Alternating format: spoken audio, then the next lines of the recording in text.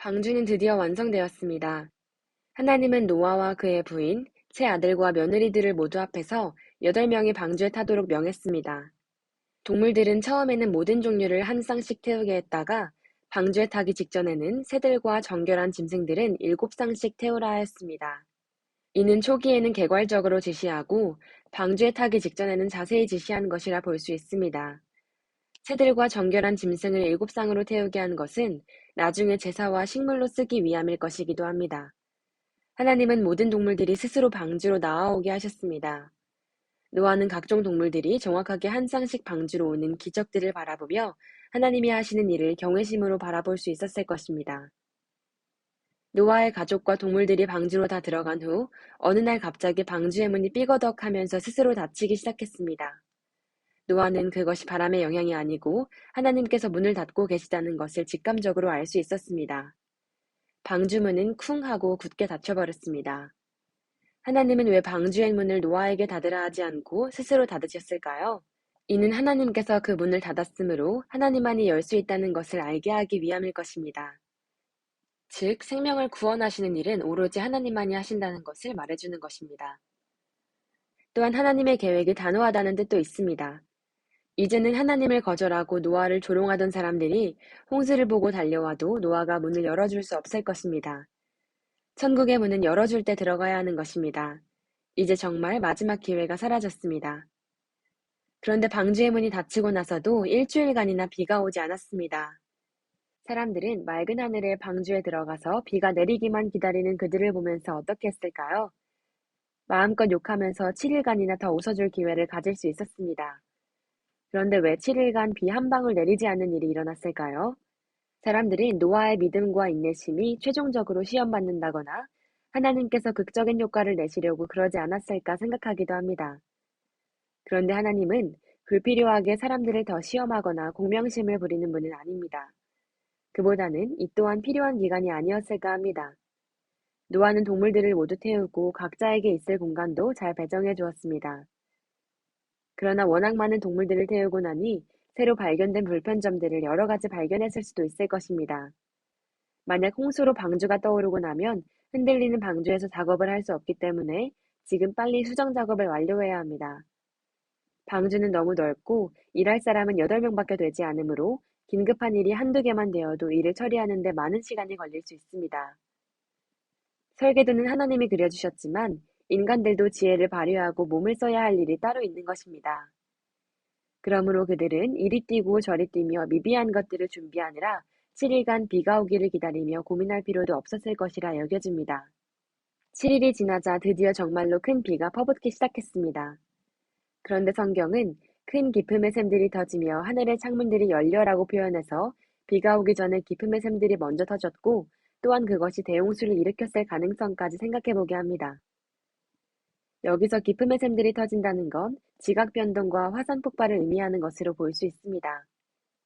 혹은 성경의 문자 그대로 대륙판 아래에 많은 물들이 고여있다가 터져나온 것일 수도 있습니다. 대륙판들이 움직이고 바다의 화산들이 폭발하면 산이 무너지는 충격과 대량의 마그마로 인한 고열로 인해 엄청난 양의 수증기 덩어리와 해일들이 육지로 몰려오게 됩니다. 또한 대량의 화산재들이 하늘로 올라가서 응결작용으로 홍수를 일으킬 수 있습니다. 실례로 인도네시아의 크라카토아 화산이 폭발했을 때 최대 45m 높이의 쓰나미가 넓은 지역을 쓸어버렸으며 탐버라 화산의 폭발로 유럽에 6개월 동안 비가 내리고 수백만 명이 굶어 죽은 기록이 있습니다. 만약 이런 화산 폭발이 동시에 여러 곳에서 일어난다면 정말로 하늘에 구멍이 뚫린 듯이 엄청난 양의 비가 내릴 수 있습니다. 이때 발생한 대규모 쓰나미들은 세상을 깨끗이 쓸고 다닐 수 있을 것입니다. 하나님께서 쓸어버리겠다는 표현을 반복해서 말씀하신 것이 이렇게 이루어지는 것입니다. 만약 대규모 해일이 발생하지 않고 비만 내렸다면 방주는 낮은 쪽으로 떠내려가서 남쪽 페르시아만 쪽으로 이동했을 것입니다. 그러나 오히려 고지대로 올라가 터키의 아라랏산 중턱에 걸렸다는 것은 방주가 바다로부터 쓸고 들어온 거대한 파도에 밀려서 내륙 더 높은 곳으로 이동한 것이라 볼 수 있습니다. 비와 거대 해일로 인해 사람들은 모두 죽었습니다. 해일이 얼마나 강했던지 코로 숨쉬는 동물들은 한 마리도 살아남을 수 없었습니다. 드디어 무거운 방주도 떠올랐습니다. 방주는 하나님의 설계도에 따라서 강하고 복원력이 완벽하게 만들어졌으므로 거대한 해일에서도 파손되거나 뒤집히지 않고 버텨주었습니다. 또한 방주의 전면이 해일 쪽을 향하도록 틀어주셔서 방주가 큰 흔들림 없이 견뎌나가게 해주셨습니다. 암초나 장애물들에 부딪히는 일 또한 하나님께서 모두 막아주셨습니다. 대환란 중에 성도들의 유일한 보호자는 오직 하나님 한 분밖에 없는 것입니다. 지각 변동과 화산 활동의 영향으로 폭우는 40일간 극심하게 내렸고 높은 산들까지 모두 물에 잠겼습니다. 방주는 높은 파도를 잘 견딘 후 5개월 동안 물에 떠다녔습니다.